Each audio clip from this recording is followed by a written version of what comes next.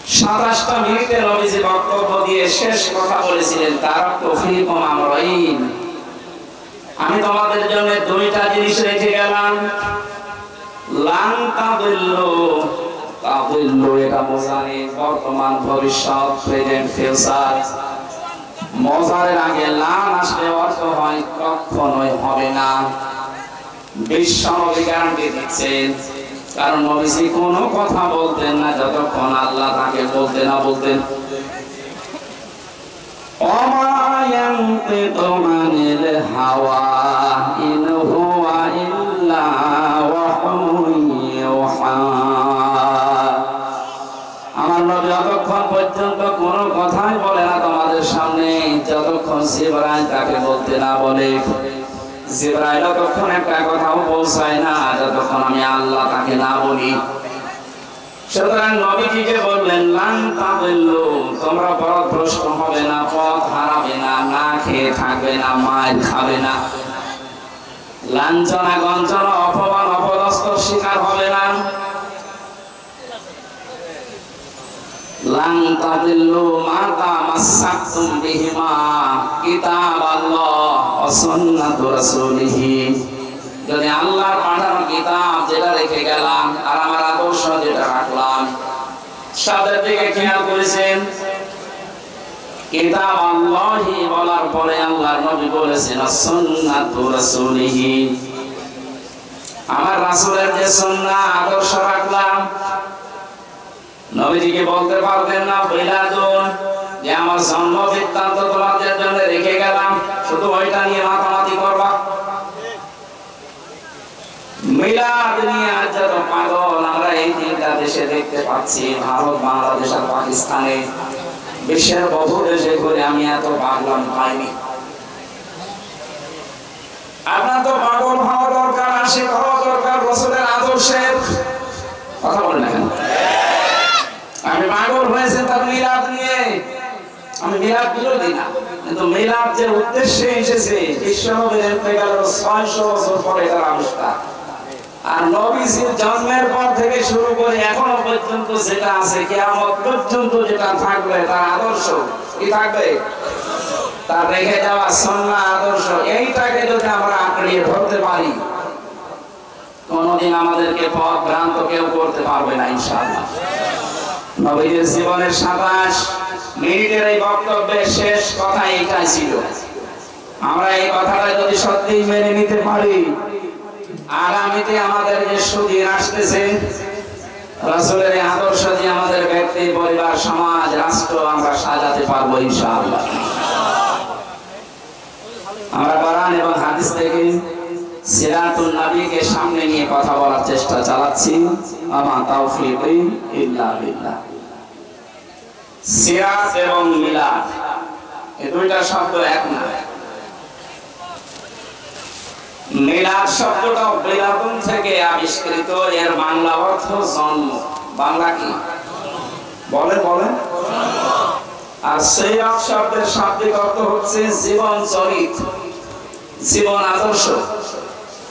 কোরআনে কারিমে বিশ্ব নবীকে অনুসরণ করার জন্য আল্লাহ যে আয়াতগুলো কোরআনে দিয়েছে, সেখানে কোনো জায়গায় আমি পাইনি যে রাসূলের মিলাদকে অনুসরণ করো, তার জন্মকে না, তার আদর্শকে।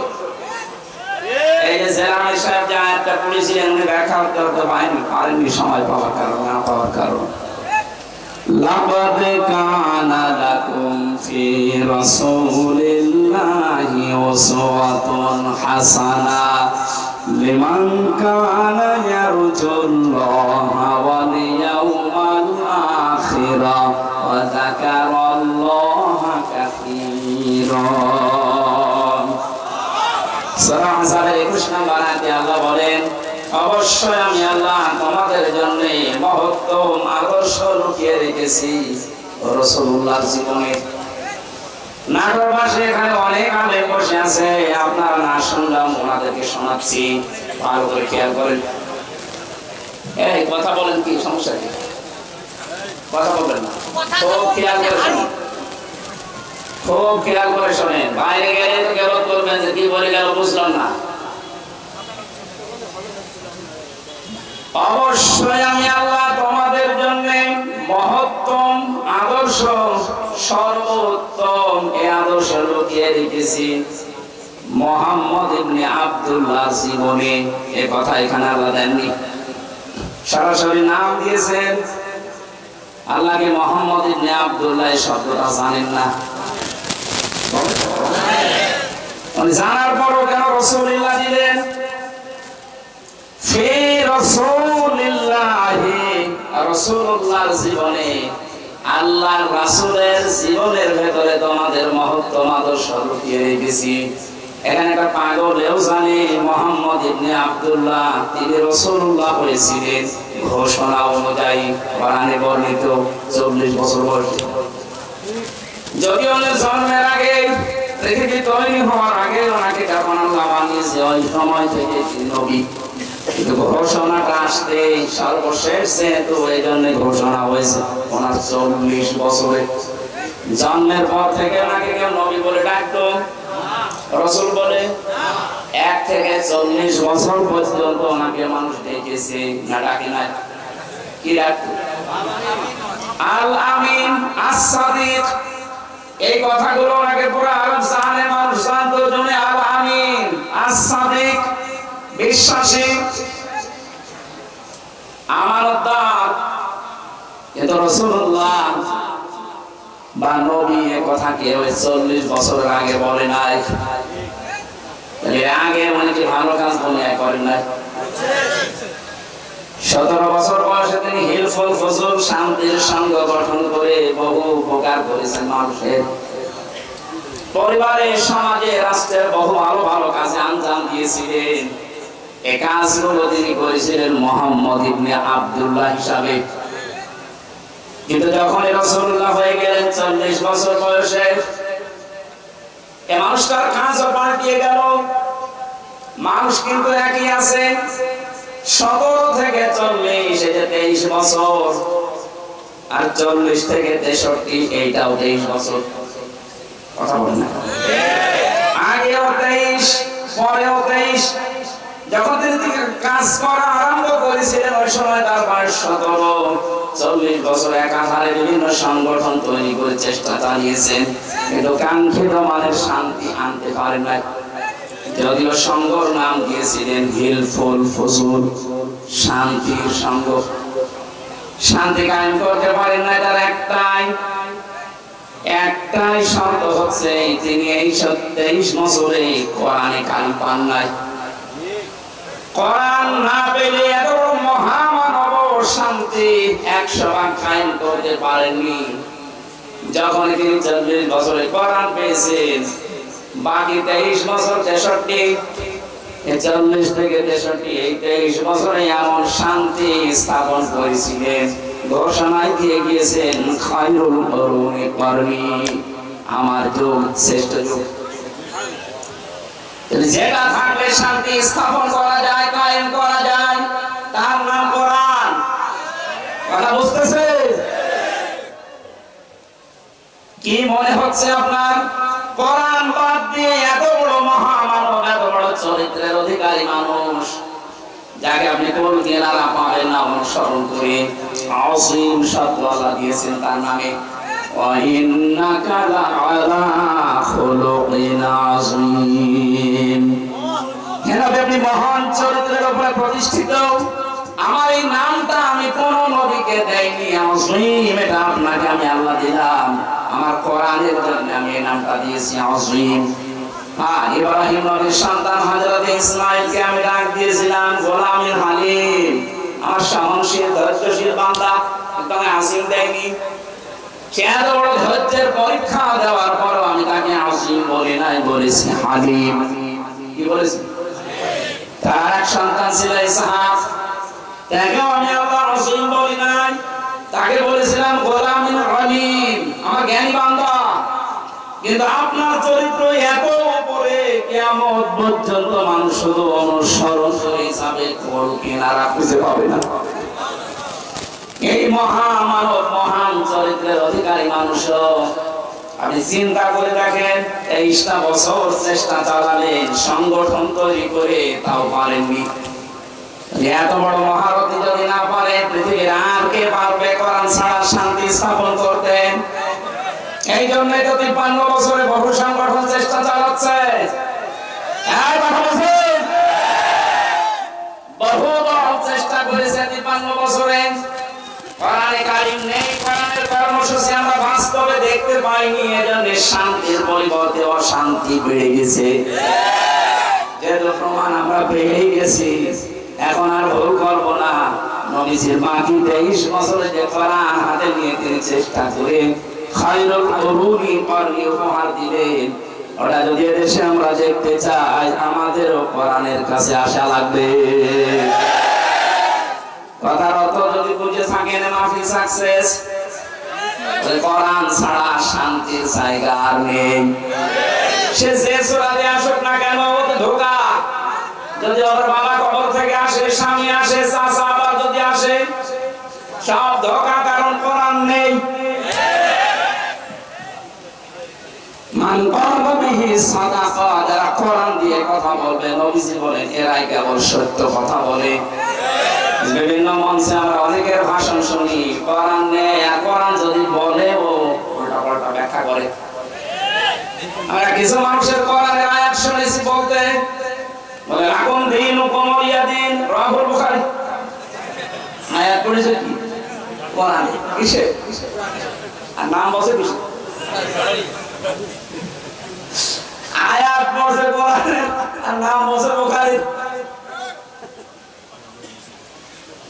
অথচ কোরআনে কারিমে কত স্পষ্ট ভাবে, ধারালো জোরালো ভাবে আল্লাহ জানিয়েছেন, ওয়ালাউ তাকাওয়ালা আলাইনা বা'দাল আকাওয়িল লাআখাযনা মিনহু বিল ইয়ামিন সুম্মা লাকাতা'না মিনহুল ওয়াতিন। সূরা ফাতির 44, 45, 46 নম্বর আয়াত। আল্লাহ পাক বলেন, হে নবী, আমার কোরআনের ভেতরে যদি নিজের কোনো কথা আমার নামে চালিয়ে দিতেন, যে এটাও আল্লাহ বলেছে, যেমন উনি বলল লাকুম দীনুকুম ওয়ালিয়া দীন, রাহুল বুখারী। কথা আল্লাহ চালাচ্ছে নবীজির নামে। আপনি যদি আমার কোরআনের ভেতরে কোনো কথা এরকম বানিয়ে বলেন যে এটাও আল্লাহর কথা, কি করবো জানেন? আপনাকে আপনার ডান হাত চেপে ধরবো, কণ্ঠ নালী কেটে ফেলে দেব। না, ঠিক না। নালে বসে আসুন, দেখছেন না বড় বড় হুজুর। আমরা যারা সিলেবাস ভুক্ত আলেম প্রচলিত, সে দাওরা পাস বলেন আর কামেল পাস বলেন, অনার্স মাস্টার্স যারা আমরা করি, কোরআনের উপরে প্রচলিত ধারাবাহিক যে সিলেবাস, এই অনুযায়ী আমাদের এইভাবে পড়ানো হয়েছিল। এই জন্য মনে হচ্ছে ঠিক। আল্লাহ বলেন লাখাযনা, একালি দান আছে। আমি জেলখানায় থাকতে মাওলানা মামুনুল হক, মাওলানা শাকাওয়াত হোসেন রাজি, এই দুইজনের সাথে 3টা বছর ছিলাম। ওনাদেরকে বারবার আমি একটা নিয়ে জিজ্ঞাসা করেছিলাম যে আমাদের সিলেবাসে কওমি হোক, আলিয়া হোক, ভার্সিটি হোক, ওখানে তো লেখা আছে আমি নবীর ডান হাত চেপে ধরতাম, কণ্ঠ নালী কেটে ফেলে দিতাম। ও, এখানে তো মিলছে না। এখানে সরাসরি ফাইল আল্লাহ নিছে, লাখাযনা, আমরা ধরতাম। আমরা মানে আমি আল্লাহ। ধরতো কে? বলেন বলেন। আল্লাহ নিজে ধরতেন। মিনহু বিল ইয়ামিন, বিমানে দ্বারা দিয়ে কতি 99টা অর্থ আছে বি, এই বা শব্দের। আল্লাহ বলেন মিনহু বিশিমাল না, মিনহু বিল ইয়ামিন। আমি আমার ডান হাত দিয়ে, ডান হাতের দ্বারা, ডান হাত কর্তৃক আমি নিজে ধরতাম আমার নবীকে। নবীর ডান হাত ধরতাম না, আমি নিজে ধরতাম আমার ডান হাত দিয়ে। কথাটা উল্টাপাল্টা হয়ে যাচ্ছে। আমি আশা করছি আমাদের যারা আছেন আর একটু চিন্তা করবে শব্দটা নিয়ে। আল্লাহ বলে না আমি আমার নবীর হাত ধরতাম না, আমার হাত দিয়ে আমি নবীকে ধরতাম। তাহলে আমি আমার হাত দিয়ে, বাম হাত না ডান হাত? কেন আল্লাহর বাম হাতে শক্তি নেই? মেনহু বিশিমাল দিলেন না কেন? এই জন্যই তাফসীর মাহফিলে আসতে হয়। আমি তো ছোট মানুষ, বড় বড় আলেম যারা এই মানুষগুলোর তাফসীর শুনতে যাবেন, এমন এমন কিছু তারা বের করে দেবে জীবন আপনি শোনেননি। চিন্তা ভাবনা করার জন্য আল্লাহ কোরআন দিয়েছেন, এজন্য কোরআন কেন্দ্রিক আপনার জীবন যত বেশি এগিয়ে আসবে, না জানা তথ্য আপনাকে আল্লাহ দিয়ে বলাবে। আফালা ইয়াতাদাব্বারুনাল কুরআন, কি হয়েছে তোমাদের? কেন চিন্তা ভাবনা করো না কোরআন নিয়ে? আজ বাবার মাজার নিয়ে গবেষণা হয়, গবেষণা কয়েকদিন হয়েছে মাজার নিয়ে, দেখা যাচ্ছে অধিকাংশ জায়গায় শিরকের আঁকড়া আর জিনার মাজার বসেছে। আপনি একটা মাজার দেখান তো যেখানে করা হচ্ছে না, দেখান কিছু না কিছু হলেও অন্তত সেজদা দেখছে। এই জন্যই তো দেশের হক্কানি আলেমরা এত রেগে গেছে যে আমাদের সামনে প্রকাশ্য শিরক হবে আর আমরা আঙ্গুল চষবো না, এইটা আগে দূর করেন। মাওলানা মামুনুল হক জেলখানায় থাকতে আমাকে বলেছিল, হামজা বাইরে যদি যেতে পারি এই শিরকের আস্থা রাখবো না। বক্তব্য দিয়েছে কোরআন হাদিসের সাথে যে কবর যে মাজার মেলে না ওটা ভেঙে গুড়িয়ে দেন। আমার মনে হয় শুরু হয়ে গেছে। এটা যদি চালু থাকে আর যারা গাঁজা খেয়ে আজ মিছিল করছে, এই গাঁজা খোরগুলো বুঝতে পারছে ওরা কোথায় যাচ্ছে। কুষ্টিয়ায় লালনের মাজার নিয়ে লালন একাডেমি খোলা আছে, লালন ইনস্টিটিউট বানানো আছে, লালন গবেষণাগার আছে। অথচ একটা আয়াত নিয়ে যদি বলা যায় যে ভাই একটা গবেষণাগার তৈরি করেন, তখন বলে অর্থের অপচয় হবে। কি পেয়েছিল মাজারে? এখানে দেখেন তো কয়েকটা আলেম আছে জিজ্ঞাসা করেন, আমি হাদিস পড়েছি কিয়ামতের ময়দানে সবচেয়ে বেশি আল্লাহ অপমান করবে, শাস্তি দেবে দুই প্রকার মানুষকে। এক প্রকার মানুষ যারা দুনিয়ার মাজারের খাদেম, তুমি আর খেদমত করার জায়গা পাচ্ছ, ও মরে গেছে, ওর কবর বানিয়ে ব্যবসার জন্য খেদমতে লেগেছে। ওটা কোনো খেদমত না, ওটা একটা ব্যবসা। ये हाल तेरा जाल हाय, मकसूद मेरा माल हाय, ये आजिब तेरा ताल हाय। এই কথা বলেন, একটা যেন না থাকে। সুর যখন উঠেছে, যত শিরিকা দেশে আছে সবগুলো যেন মাটির সাথে মিশে যায়।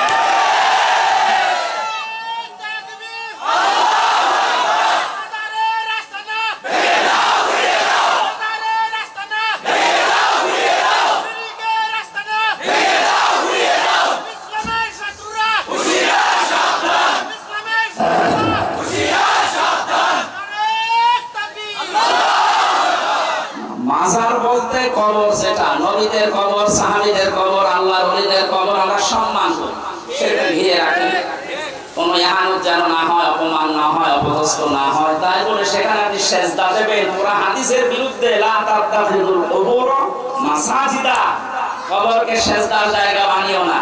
অধিকাংশ কবরগুলো যা সেজদা দেখছেন, এই জন্য আলেমরা রেগে গেছে। এরা রেগেছিল 16 বছর আগে, কিন্তু কথা বলতে পারে না। তাই আমাদের রাগ সেই 16 বছর আগে থেকে, কিন্তু আমি তো কথা বলতে পারছি না। আমি তো এই ময়দানে এসেছি মনে হয় 16 বছর হয়নি, 12 সালের থেকে শুরু। 12 আর 24 কত হয়? 12 বছর। এখনো তো 4 বছর লাগবে। আমার মানে সেই ময়দানে আসার আগ থেকে আলেমরা চেষ্টা করেছিল, কিন্তু কি করবে, মুখে তালা লাগা। এটা কয়েকদিন আগে আমার মামলা খারিজ হয়ে গেছে। সব বিচারপতিকে জিজ্ঞাসা মনে করলাম, করবো যে স্যার এই মামলা তো 3 বছর আপনার হাতে ছিল, তখন তো কিছু বললেন না, এখন বলছেন কোনো মাল নেই, কি দেখে বিচার করবে? উনি এই কথা বলতো যে হুজুর আমার হাত বাঁধা। কি বাঁধা? হাত যেহেতু এখন খোলা হয়ে গেছে, এদেশের 1628টা চেয়ার আছে, একটা হাত শুধু খোলা ছিল, বাকি 1627টা হাত বাঁধা ছিল। এখন ওই হাত খোলা মানুষ যেহেতু পালিয়ে গেছে, আর ওনার ছেলে যা কথা বলেছে, সে মানুষ আমার মাকে কুকুরের মতো তাড়িয়ে দিবে। এটা কথা বলে ভালো জিনিসের সাথে তুলনা করতো যে বাঘের মতো তাড়িয়ে দিবে, দিয়েছে কিসের নাম দিয়েছে আসলে যেভাবে দাঁড়িয়েছে নামটা বেশ অ্যাপ্রোপ্রিয়েট হয়েছে নাগরবাসী মাজারের বিপক্ষে আমরা না কিন্তু মাজার নিয়ে কেউ ব্যবসা করতে পারবে না এই দেশে দেশের মানুষ এখন জেগে উঠেছে আপনি তাদের কবরকে এমনিতে ঘিরে রাখবেন সম্মান দেবেন জিয়ারত করবেন দোয়া করবেন কারণ এই মানুষটা সবচেয়ে বড় বিপদে আছে নবীজি বলেন একটা মানুষ যখন কবরে চলে যায় সমুদ্রের ভেতরে জাহাজ ডুবে গেলে যেমন মানুষ বিপদে থাকে ওরকম বিপদে আছে সে নিজে বিপদে আছে আপনি কেন তার কাছে যাচ্ছেন আর তার জন্য দোয়া করেন আল্লাহ যেন তাকে শান্তি দেয় গবেষণা করার জন্য আল্লাহর কোরআন এর বিপরীতে কিছু নেই যত চিন্তা ভাবনা করবেন কোন শব্দ নিয়ে দেখবেন না জানা তথ্য আপনাকে আল্লাহ দিচ্ছেন এখানে যারা আখজনা মিনহু বিল ইয়ামিন আল্লাহ দিলেন তাহলে এতদিন পর্যন্ত আমাদের সিলেবাসে আমরা যা দেখেছি একটু খেয়াল করে পড়ে এটা হতো না আল্লাহ বলেন আমি নিজে আমার ডান হাত দিয়ে ধরতাম কেন আল্লাহর বাম হাতেও শক্তি আছে ডান হাতের নাম দিলেন আমরা সচরাচর যে উদাহরণ দিলে বুঝি ভালো আল্লাহ ওই উদাহরণ সেট করেন ওইটা বোঝানোর জন্য এই যে আমাদের জীবনের সম্পর্ক যেহেতু সময়ের সাথে এইজন্য জীবন সম্পর্কে কোন তথ্য দেওয়ার জন্য আল্লাহ কিন্তু দিয়েছেন সময়ের কসম ওয়ালা আসরি ইন্নাল ইনসানা লাফি খুসর আল্লাহ বলেন সময়ের কসম কারণ এখানে আল্লাহ মানুষের জীবন সংক্রান্ত বিষয়গুলো আল্লাহ উল্লেখ করছেন এই পৃথিবীতে সময় আছে বলে আমি আছি সময় না থাকলে আমার কোনো দাম নেই হামজাকে কেউ হামজাও বলবে না বলবে লাশ আমার আসল বুঝি কি সময় বলে বলে আমার আসল বুঝি কি এই জিনিসের কসম দিয়েছেন আল্লাহ ওয়ালা আসরি সময়ের কসম আমরা যে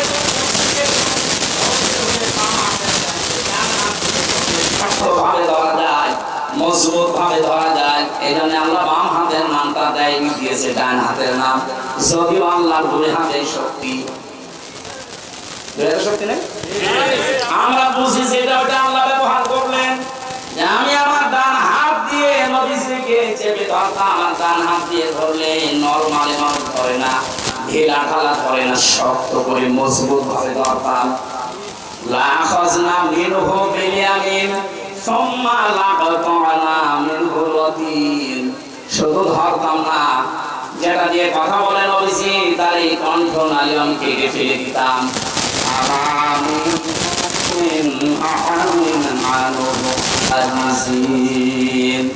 আরে ব্যাপারে তাকে বাঁচাতে আমাকে কেউ রুখতে পারতো না কত বড় কঠিন ভয়ঙ্কর তথ্য আল্লাহ দিলেন যে আমার কোরআনে এমন কোন কথা নবী পর্যন্ত বলে ছাড়বে তো না সেখানে অনেক মানুষ আল্লাহর কোরআনের কথা বুখারী শরীফ বলে চালিয়ে যায় তার কিছু হয় না কথা বলেন না কেন এজন্য যারা কোরআন বাদ দিয়ে কথা বলবে কোরআনে কারিমের তথ্য বাদ দিয়ে যারাই কথা বলবে ওদের কথার ভেতরে ভেজাল থাকার সম্ভাবনা নেই আরো জোরে বলেন মান ক্বালা বিহি সাদাকা যারা কোরআন দিয়ে কথা বলে এরা সত্য কথা বলে কারণ এই কথা বিশ্বাস করা যায় কথা বলেন না কেন কোরআনের বাইরে কোনো কথা বললে আমরা বিশ্বাস করি না কারণ ওর ভেতরে ওর দুর্বিসন্ধি আছে আল্লাহ যে কোন পক্ষপাতিত্ব করেন বলেন বলেন কোরআনের কথাগুলো যারা শোনার জন্য অ্যাক্টিভ হয়ে বসে আছে এবার যে তথ্যটা দেওয়ার জন্য এতক্ষণ পর্যন্ত আমি অগোছলা কথা বললাম এবার মেন জায়গায় এসেছি বিশ্ব নবী মুহাম্মদ রাসূলুল্লাহ সিরাত সুরাত তার আদর্শকে গ্রহণ করার জন্য আল্লাহ পাক অর্ডার দিয়েছেন 40 থেকে 63 আপনি যদি 1 থেকে 40 বছর পর্যন্ত তাকে অনুসরণ না করেন জাহান্নামে যাবেন আমি পাইনি কেউ যদি পেয়ে থাকেন তথ্য আমাকে দিন কিন্তু 40 থেকে 23 বছরে যদি কেউ 1 সেকেন্ড নবীকে না মানে সে জাহান্নামে যাবে অনেক শিক্ষিত জ্ঞানী বলে মানুষ আছেন এই জন্য এই তথ্যটা আমি বললাম যারা আজ বলেন আমি নবীওয়ালা কাজ করি নবীওয়ালা কাজ শুরু হবে আপনার নবী যখন হয়েছিলেন ওই সময় থেকে, অনেকে জন্মের পর থেকে নবী হয়েছিলেন, এটা কিন্তু অনেকে কাটছাট করে ছড়াবে যে আমি হামজা নবীকে নবী মানে না। আমি কি এটা বলছি? উনি 1 থেকে 40 বছর পর্যন্ত ঘোষণা হয়নি যে উনি নবী। আরবে কেউ বলতো না, হ্যাঁ ওনাকে মোহাম্মদ ইবনে আব্দুল্লাহ বলতো। সুতরাং 1 থেকে 40 বছর পর্যন্ত ওনার কোনো শত্রু ছিল না, কেউ বাধাও দেয়নি। অথচ ভালো কাজ কিন্তু এই বছরে করেছে। কারো ঘর পড়ে গেলে ঘর বানিয়ে দিত, কারো মেয়ের বিয়ে না হলে টাকা পয়সা কালেকশন করে মেয়ের বিয়ে দিয়ে দিত।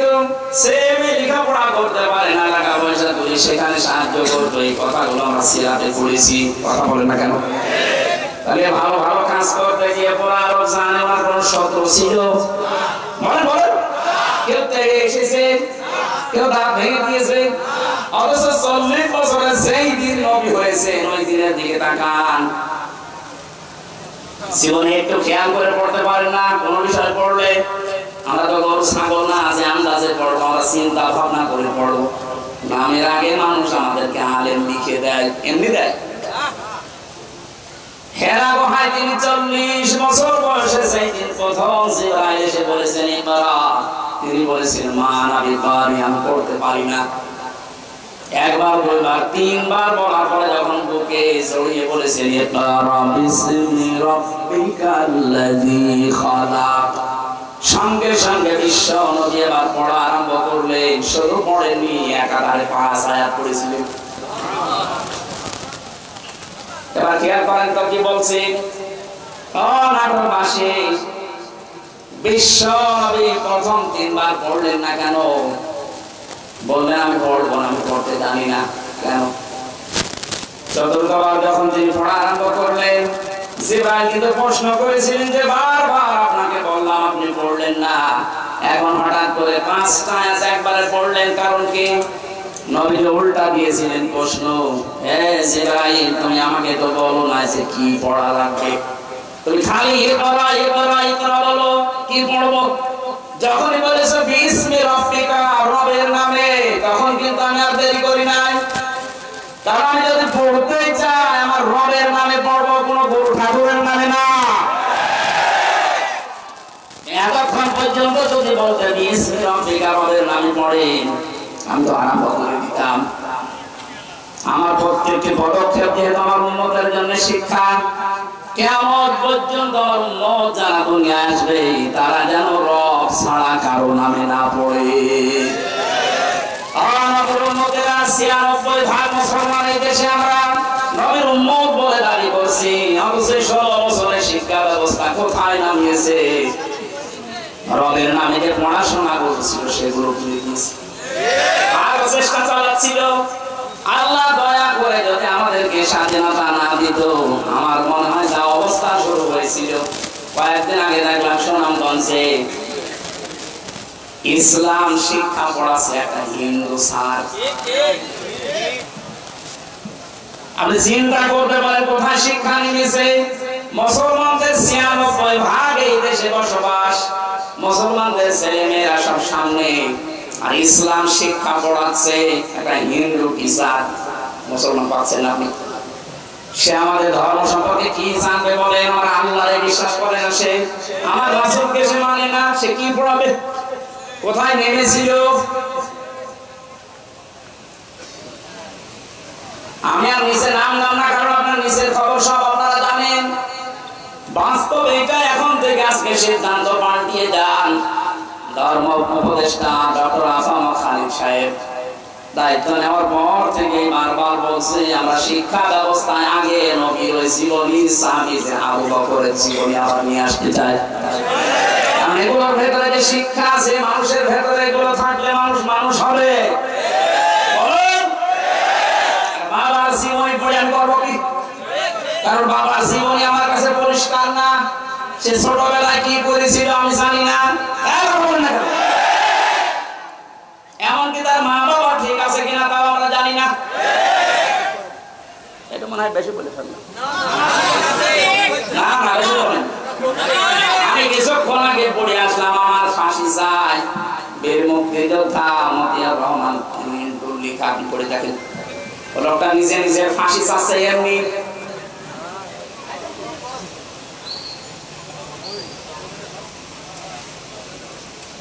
আমি জানি কিছু মানুষের একেবারে জ্বলিয়ে যাচ্ছে,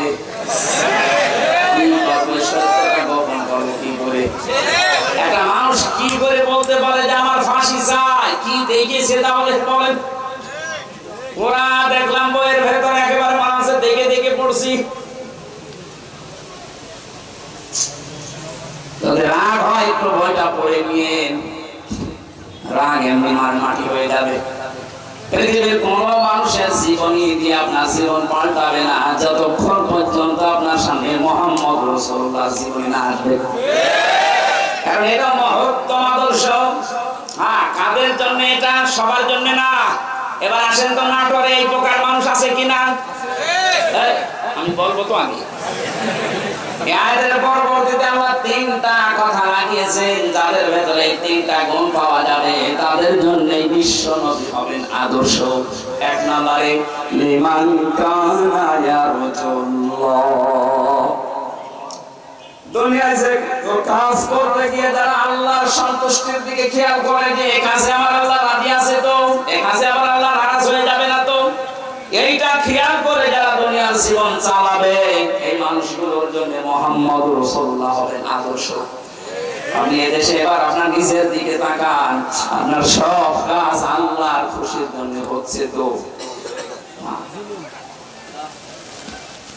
লিমান কানা ইয়ারজুল্লাহ ওয়াল ইয়াউমাল আখিরা রাজা'a ইয়ারজি'ু মানে ফিরে আসা। যে মানুষগুলো সব কিছু আল্লাহর সন্তুষ্টির জন্য, আল্লাহকে দেখানোর জন্য করে, আল্লাহর দিকে ফিরে আসে, দুই নম্বরে কিয়ামতে জবাব দিতে হবে, এই টেন্ডেন্সি তাদের তৈরি হচ্ছে।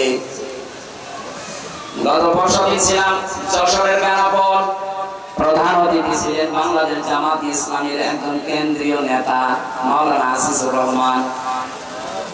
এলাকার মানুষকে আমি গোপনে গোপনে যতগুলো মানুষ ধরেছিলাম, লোকজন প্রত্যেক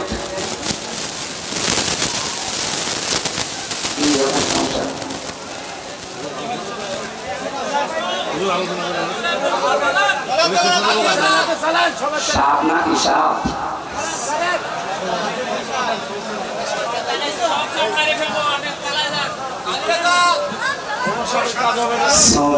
সুবহানাল্লাহ আলহামদুলিল্লাহ লা ইলাহা ইল্লাল্লাহ সুবহানাল্লাহ আলহামদুলিল্লাহ লা ইলাহা ইল্লাল্লাহ লা ইলাহা ইল্লাল্লাহ।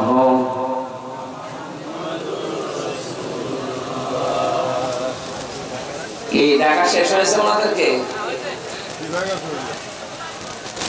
ওদের কথা কাটাকাটি চলছে, ওটা যদি দেখতে ভালো লাগে, মনে চায় যে মাহফিলের পরে 10 মিনিট সময় দেব, দেখে বাড়ি কি বলবো। দুইজন দৌড়াচ্ছে আর ওখানে তাকিয়ে আছে আমার পা। আমার মনে হয় এখন যদি পরিমণি যেত কিসের হুজুর, আমি পরে দেখবো, আগে কাজ করবো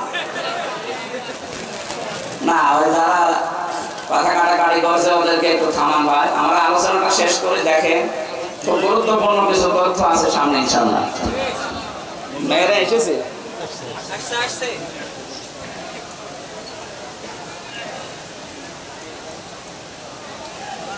দুই নম্বরে ওনার কথা বলছিলাম এই কারণে যে ইয়ারজুল্লাহ ওয়াল ইয়াউমাল আখিরা, কিয়ামতে জবাব দেওয়া লাগবে আল্লাহর দরবারে। বিশ্বাসটা যার ভেতরে আসবে বেশি, তার জন্য মুহাম্মদ রাসূলুল্লাহ হবেন আদর্শ। উনি একটা চাকরি করেন কলেজে, যে কয়দিন ক্লাস নিতে পারে না, শুনলাম এই মানুষটা ওই কয়দিনের বেতন সরকারের খাতায় ফেরত দিয়েছে। জিজ্ঞাসা করলাম কেন এমন করে? ওনার ভেতরে এই ভয়, না জানি ওই টাকা যদি নিয়ে আমি খাবার খাই, দুনিয়ায় আমার রক্ত বস্তু যেটা তৈরি হবে ওটা কিয়ামতে আল্লাহ জাহান্নামে চালাবে।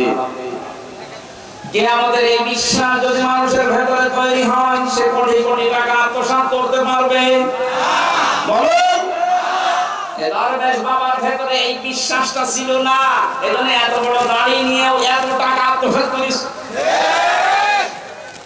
যাদের ভেতরে এটা তৈরি হবে তাদের জন্য নবী আদর্শ।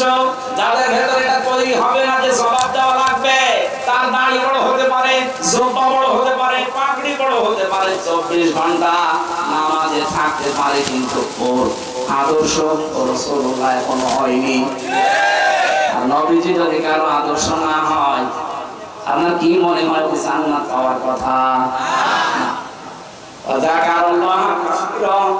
তাদের জীবনে সবচেয়ে বেশি আলোচনা হবে আল্লাহর। কার? আরো জোরে বলেন। সবচেয়ে বেশি আলোচনা পাবেন তাদের জীবনে আল্লাহর। আমরা এই বাস্তবতা দেখেছি এই 16 বছরে আল্লাহর আলোচনার চাইতে বিভিন্ন মানুষের আলোচনা আমরা বেশি শুনি। মুসলিম যে কয়টা দেশে ঘুরলাম, বিশ্ব রোডের পাশে পাশে দেখা দেখলাম লা ইলাহা ইল্লাল্লাহ, সুবহানাল্লাহ, আস্তাগফিরুল্লাহ, লা হাওলা ওয়ালা কুওয়াতা। মানুষ গাড়ি চালাতে যে ওদিকে মুখ চায়, চোখ যায় একবার পড়ে না ইলাহা ইল্লাল্লাহ। আর আমাদেরও থাকে কেমন বাবা জমিটা নিয়ে রেখেছে, দেখলেই মনে হয় আল্লাহর ওলি। আল্লাহর কথা মনে পড়ে, বলেন এগুলো ঠিক হয়। যাদের জীবনে আল্লাহর আলোচনা বেশি স্থান পায় না, এই যে কাছে র দিয়েছেন আল্লাহ, এই মানুষগুলোর জন্য বিশ্বনবী আদর্শ হবেন না। যাদের জীবনে সবচেয়ে বেশি বেশি আল্লাহর কথা স্মরণ হয়, আল্লাহর জিকির হয়, আল্লাহর আলোচনা বেশি হয়, এদের জন্য বিশ্বনবী হবেন দুনিয়ায় আদর্শ। নবীজি ওখান থেকে ফিরে আসলেন, খাদিজাকে ডাক দিয়ে বললেন, সাম্মিলুনি সাম্মিলুনি ইয়া খাদিজা, ও খাদিজা আমাকে ঢেকে দাও, আমি ভয় পেয়েছি। পৃথিবীর মানুষ এবার খেয়াল করেন, ওই সময় হযরতে খাদিজাতুল কুবরার 15 বছর সংসার হয়ে গেছে। ডাক দিয়ে বলেন, আবুল কাসেম ভয় পাবেন না, কোন দুষ্ট জিন আপনাকে ভয় দেখাতে পারে না। আপনি আমার ভাই নওয়ারা ইবনে নওফলের কাছে চলেন, আপনি কখনো ভয় পাবেন না, কারণ আপনাকে আমি 5টা গ্যারান্টি দিতে পারি। 1 নম্বরে আপনি কোনদিন আত্মীয়তার সম্পর্ক নষ্ট করেন না, এর সম্পর্কগুলো সব ঠিক রাখেন। তাহলে এখান থেকে একটা শিক্ষা পাওয়া যায়, পৃথিবীতে যারা আত্মীয়তার সম্পর্কগুলো ঠিক রাখবে তাদেরকে আল্লাহ পাক নিজে পাহারা দেবে, তারা ভয় পাবে না। যারা বোনের সম্পদ, ভাইয়ের সম্পদ ফাঁকি দেন, চাচার সম্পদ, ফুফুর সম্পদ জোর করে লিখে নেন, তাদের মনের ভেতরে একটা অজানা ভয়, না জানি কখন কে কোন কথা বলে ফেলে। এটা তো দুনিয়ার ভয়, আখিরাতের আর একটা ভয় আল্লাহ তৈরি করে দেবেন। একবার মাহফিল থেকে কোথা থেকে আসার সময় দেখি রাস্তায় গাড়ি আমার থামিয়ে দিল পুলিশে। গাড়ি থামানোর পর বলছে, হুজুর আমার বুকে ফু দিয়ে দেন। কেন? ডিউটি করছিলাম, হঠাৎ তাল গাছের ভেতরে কি যেন নড়ে উঠলো, আমি ভয় পেয়ে গেছি। তাল গাছের ভেতরে বাদুর ইঁদুর নড়ে ওঠে আর ভয় পায়। ভয় তো পাবে, কারণ তো মানুষকে ঠকিয়েছে। যারা মানুষকে ঠকাবে না, আত্মীয়তার সম্পর্কগুলো ঠিক রাখবে, এই মানুষগুলোর ভেতর থেকে আল্লাহ ভয় দূর করে দেয়। কথা বুঝতেছে? আজ এখানে হাজারো পুরুষ মানুষ আমরা নিজের স্ত্রীর কারণে আজ রক্তের সম্পর্কগুলো ঠিক রাখতে পারি না। নিজের ভাইয়ের সাথে সম্পর্কটা ভালো রাখা যায় না, তার যে হক আমি আদায় করতে পারি না, আমার বোনের যে হক আমি দিতে পারি না, ওই বোর কারণে ওর মন খারাপ হয়, পেঁচার মতো মুখ করে বসে থাকে। এরকম বউ আছে কার হাত বলেন তো? একটা লোক নেই।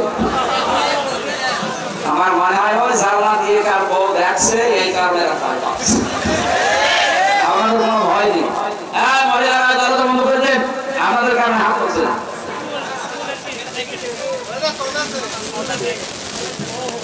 আমি হাসির জন্য বলি না, এটা বাস্তব। নবীজি বলেন, কোন স্ত্রী যদি চায় যে আমার স্বামী বেশি দুনিয়ায় বেঁচে থাকা, হায়াত বেড়ে যাক, তার সম্পর্ক বেড়ে যাক, তার সম্মান বেড়ে যাক, সে যেন আত্মীয়তার সম্পর্কগুলো ঠিক রাখার জন্য সংকেত তাগিদ দেয়। এরকম বউ দেশে কম না? আমার মনে হয় চলবে 100 জনের 98 জনই ফেল। কথা বলে না কেন? আসল রসুলের স্ত্রী সাক্ষী দিচ্ছে। হ্যাঁ নবী, আপনি ভয় পাবেন না, আপনি জীবনে আত্মীয়তার সম্পর্ক নষ্ট করেন না। আজ নিজের স্ত্রী, সন্তান, মেয়ে, ছেলে এদেরকে সুখে রাখার জন্য ভাইয়ের জমি ফাঁকি দিলেন, বোনের জমি ফাঁকি দিয়ে মেরে দিলেন।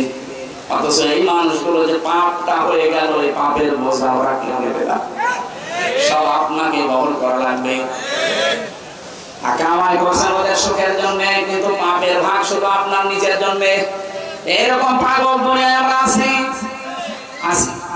এই পাগলামি আমরা আর করবো না। বউ যদি না থাকে, না থাক, আর একটা বিয়ে করবো।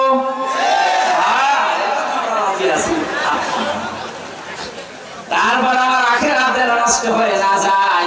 যে বউর কারণে আমার ভাইয়ের সাথে, বোনের সাথে, চাচার সাথে, ফুফুর সাথে হক আদায় করা যায় না, ওই বউ আমার দুনিয়া আখিরাত ধ্বংস করার জন্য এসেছে। এবার আল্লাহর দিকে তাকিয়ে বলতে এরকম বউ আছে কিনা দেখো, হাত করে না একটু দেখে দোয়া করো।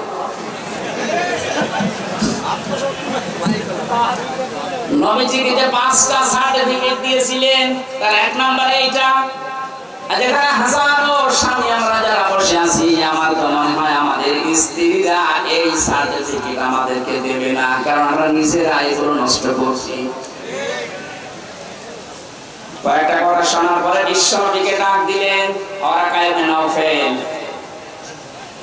হে আমার বোনের জামাই, হে আমার ভগ্নিপতি, আপনি চাচা বললেন যে এরকম একটা লোক এসেছিল, বুকে চাপ দিয়েছিল, পড়তে বলেছিল।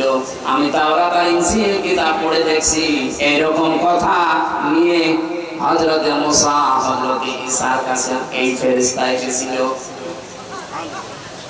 এসে জিবরাইল, কিন্তু সমস্যা আমি দেখতে পাচ্ছি আর একটা, এই ফেরেশতা যার কাছে আসে, ওই জাতির লোকেরা ওই লোকটাকে এলাকায় থাকতে দেয় না, তাড়িয়ে দেয়।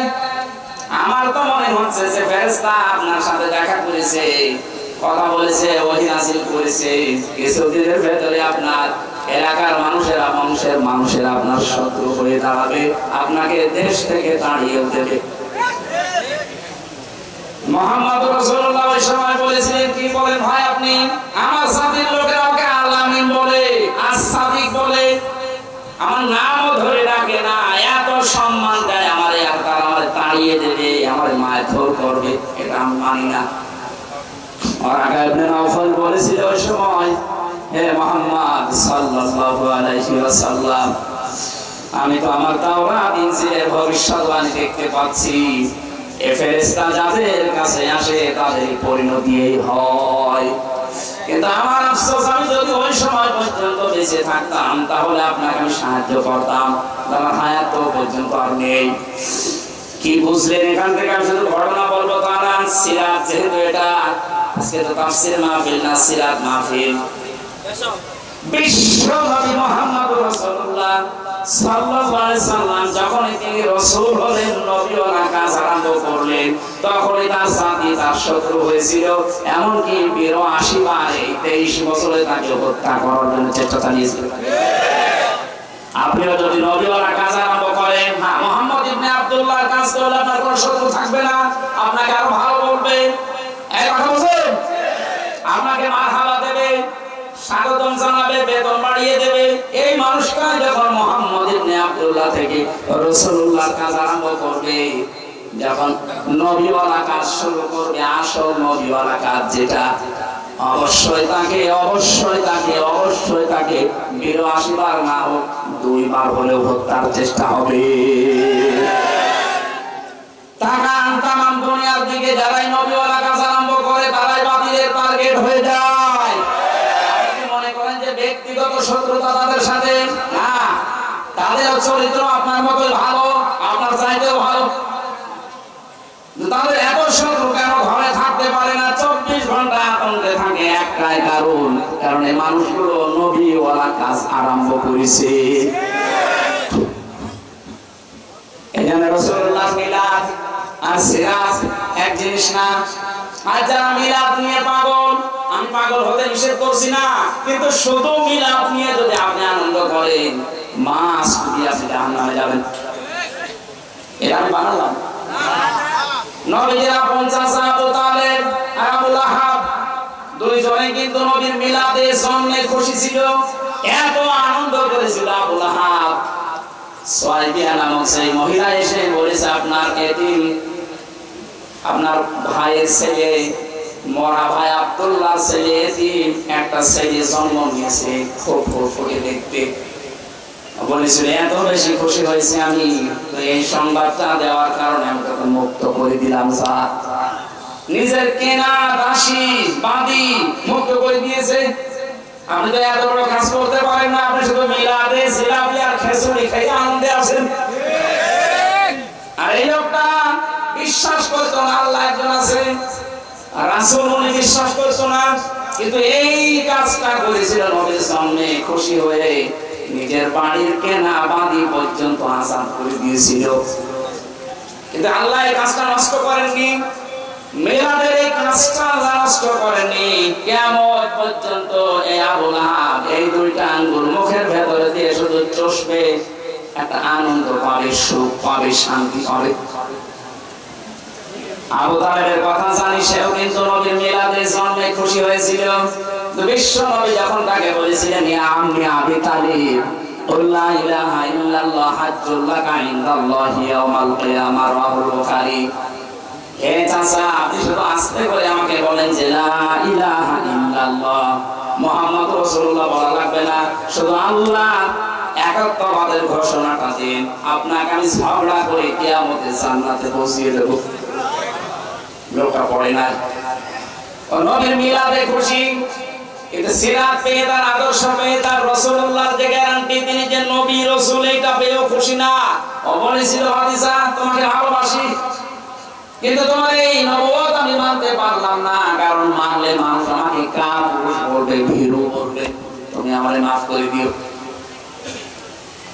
কি বুঝলেন আপনি এখান থেকে এই লোকটা দুইজন চাচা আপন চাচাই দুইজন এরা রাসূলকে ভালোবেসেছিল তার মিলাদে কিসে জন্মে কিন্তু তার আদর্শ মানতে পারে না এজন্য দুইজনই জাহান্নামী এই লোকটার পায়ের নিচে শুধু জাহান্নামের দুইটা ফিতা আল্লাহ লাগিয়ে দেবে চটি পরিয়ে দেবে দুইটা মাথার মগজ পর্যন্ত ফুটবে সিরাতের কিতাবে পেয়েছি তার পায়ে কেন আল্লাহ দেবে মুখে গালে এই সমস্ত মাথায় পিঠে হাতে আগুন লাগবে না কেন খালি এক জায়গায় আগুন লাগাবে জবাব হচ্ছে লোকটা সে ছোটবেলা থেকে শুরু করে নবীকে কোলে নিয়ে কাঁধে নিয়ে পিঠে নিয়ে মুখে নিয়ে সোমা দিয়ে বুকের উপরে নিয়ে সারা জীবন নবীকে ভালো করেছে কিন্তু কোনোদিন পায়ের কাছে রাখে নাই এই যে পায়ের কাছে রাখে নাই পায়ের সাথে নবীর শরীর লাগে নাই বাকি পুরো শরীর নবীর শরীরের সাথে জান্নাতি শরীরের সাথে স্পর্শ হয়েছিল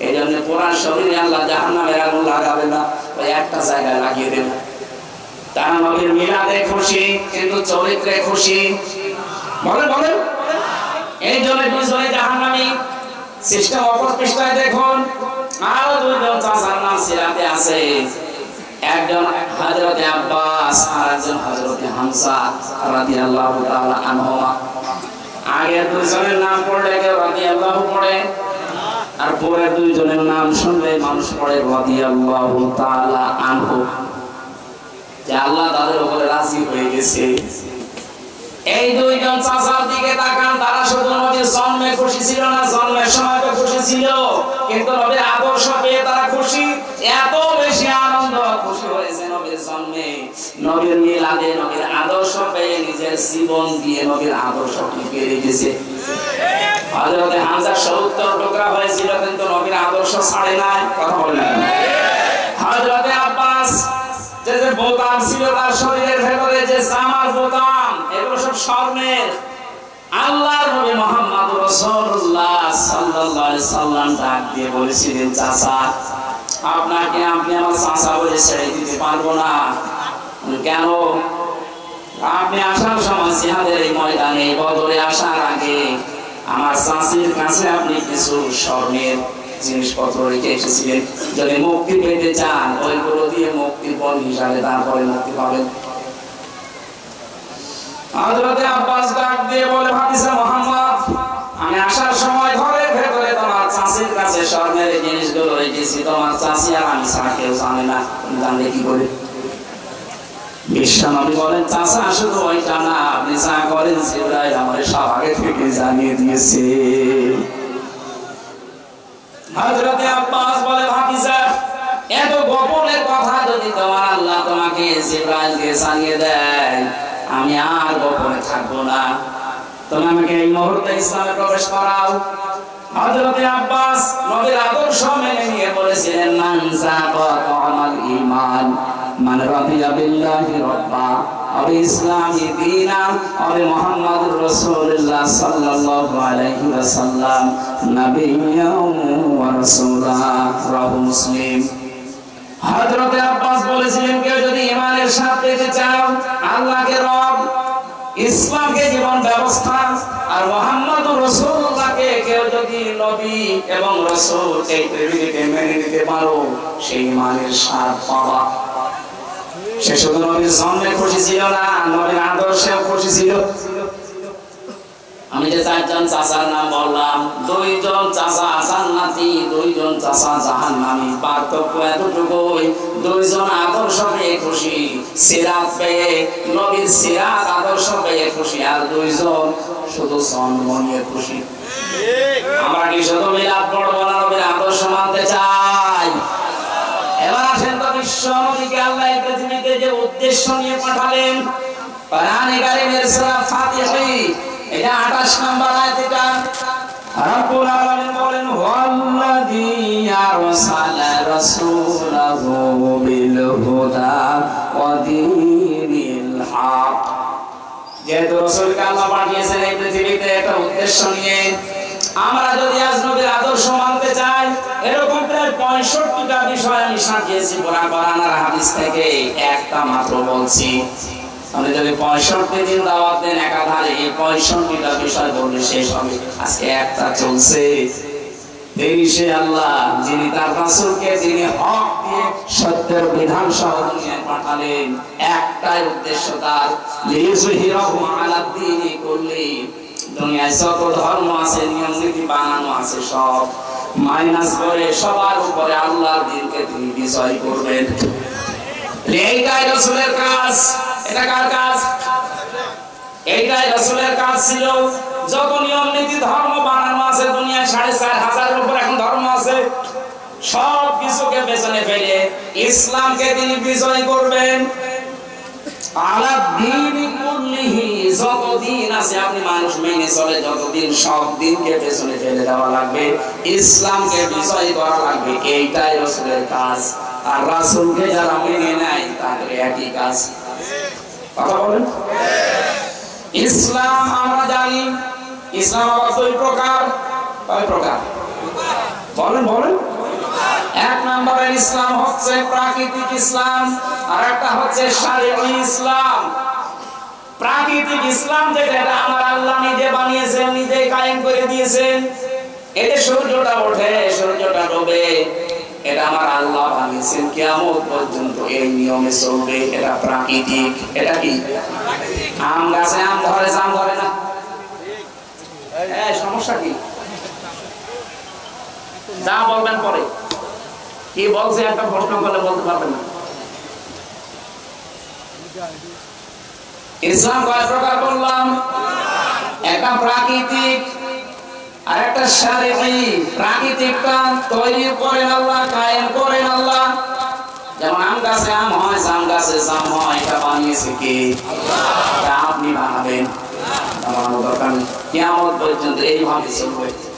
কিন্তু শারঈ ইসলাম যেটা, ওটা কিন্তু আল্লাহ পাক নিজে বানিয়ে পাঠিয়েছেন, ওটা কায়েম করবেন না, দেখাবেন না। এখন কিয়ামত পর্যন্ত ওনার দায়িত্ব এটা না।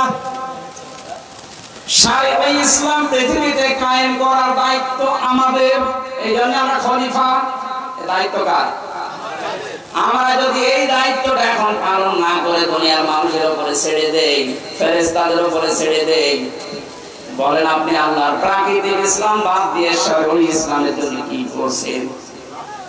এটা যদি আজ কায়েম করার জন্য চেষ্টা চালায়, এটা অতীতে আল্লাহ কায়েম করে দেয়নি, ভবিষ্যতে দেবে না, এখনো দিচ্ছে না। এটা তো আমি বানালাম।